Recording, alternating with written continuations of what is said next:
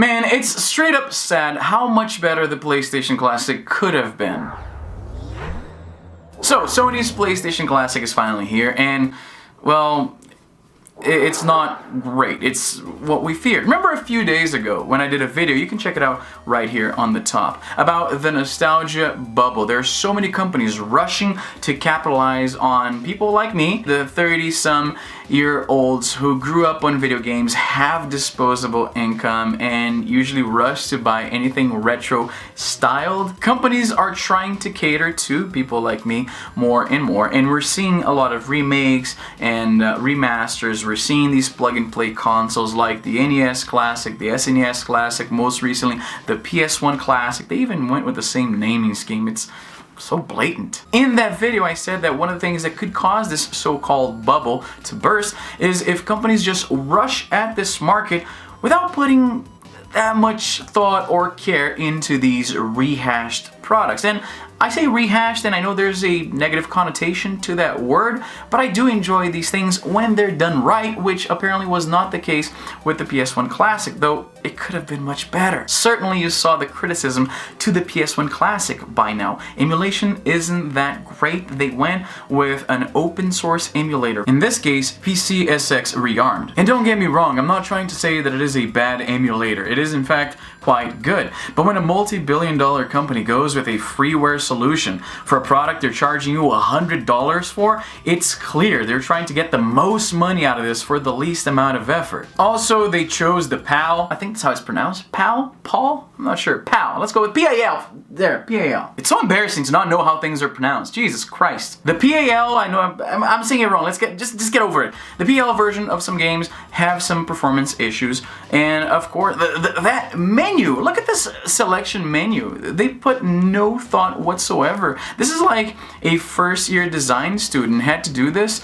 the night before the assignment was due. It's downright embarrassing. Yes, I will give you this. It has that 90s charm in a way, because that's kind of what things used to look like back then. But come on, you gotta do a little bit better than that. You can't get away with just, oh no, because we're trying to mimic the 90s aesthetic.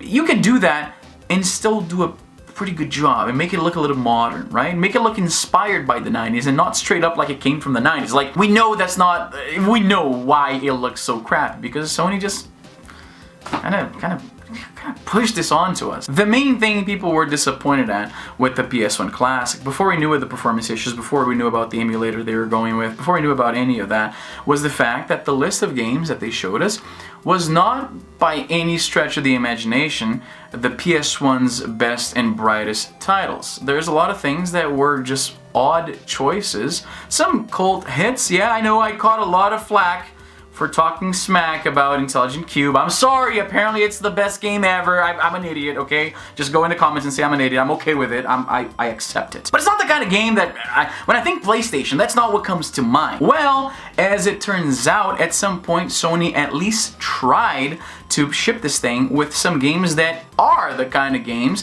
that come to mind when you think of the PlayStation brand. Hackers have been messing around with the files in the PlayStation Classic, and they found references to a lot more games, which seems to indicate that, like I said, at some point, Sony must have at least considered putting these games into the system. I got the list right here, and just glancing at it, you come across a lot of games that were clearly better picks for this library. Games like Driver, Crash Bandicoot 1 and 2, Fighting Force, Medieval, Parappa the Rapper, Tomb Raider 1 and 2, Tony Hawk's Pro Skater 1 and 2. There's a lot of games there that would have made this a much better system to pick up. Now, of course, a lot of people are wondering why these games didn't make the cut, and there really could only be two reasons. One, and least likely, performance issues. It could be that they tried these games because they had Klonoa there, man. That they tried these games on the system, and for some reason or another, they didn't run very well. I find this unlikely. First, because it's a PS1 game.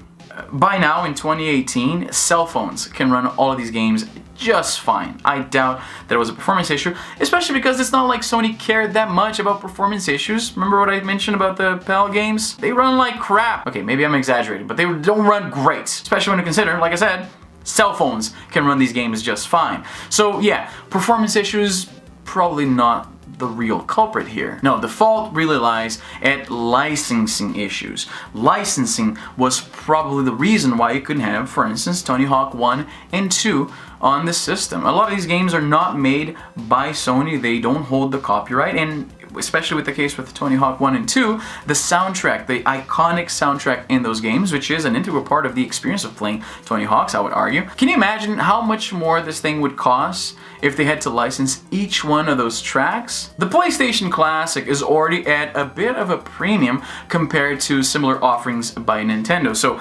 this thing would easily been, I don't know, like $200, $300 if they had to license all of these things. So unfortunately, unfeasible. At the end of the day, Nintendo just makes more first-party games that they can offer these consoles of theirs with their own titles without having to tangle with a bunch of other companies who will probably want to charge the most money they can for these titles to get these games on the system. So it's kind of understandable. But perhaps the PlayStation Classic just was set up to fail. I mean, certainly, quality wasn't the operating keyword here. They even stole the naming scheme from Nintendo's retro consoles. The list of games isn't the best. Performance is crap. The menu system, the thing is so bare bones. Did you know you can actually plug a keyboard into the PlayStation Classic to access a menu that you're not supposed to? And I doubt that they actually intended that to be a feature. I think it's just they left it like that. They just didn't think of it. Now, of course, it's possible that in the future, hasn't been done yet, but in the future you might be able to sidestep the whole licensing, the legality of getting more games into this thing and just hack it. Like you've been able to do with the NES Classic and the SNES Classic. I hacked my SNES Classic and I put a bunch of games there that obviously Nintendo didn't have the rights to put on that thing. The problem here is that NES and SNES games are much smaller, so whatever leftover space there is on those systems is probably plenty to put these games in there. Whereas with the PlayStation Classic, these PlayStation games are much bigger. It's unlikely that Sony left that much space in the system, so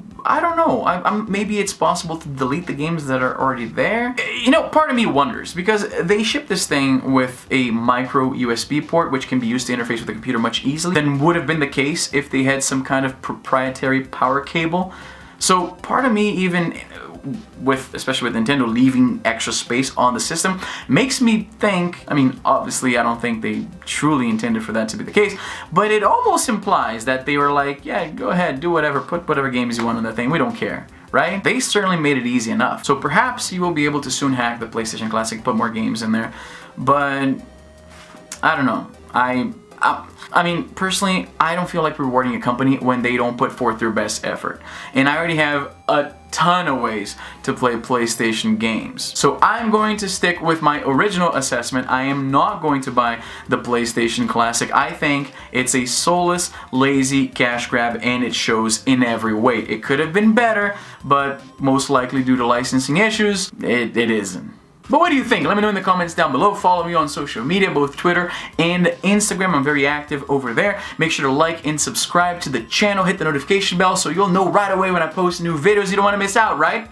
I hope. Oh hey, I almost forgot. 99 Vidas, my indie game based on my Brazilian gaming podcast of the same name, is now available on the Switch, which is my favorite way to play the game. 99 Vidas, which by the way means 99 lives in Portuguese, is a 16-bit inspired street brawler in the style of classics like Captain Commando or Streets of Rage. There are tons of unlockable characters, bonus levels, challenging boss fights, there's an online mode. We've put a lot of thought and work into 99 Vidas, and I think you will find that it shows. I did my own voice acting and everything. I mean, obviously I'm biased, but the soundtrack on this thing alone is worth the price of admission in my opinion. Just like every other Switch fan out there, we hate the so-called Switch tax, where indie games land on the eShop with a higher price point than their Steam versions. So 99 Vidas is actually cheaper on the Switch than on Steam right now, only $10. And hey, don't just take my word for it. There's a demo for you to try it free. So go to the eShop right now and download 99 Vidas. And that's all the time I have for today. I'm Izzy and I'm done.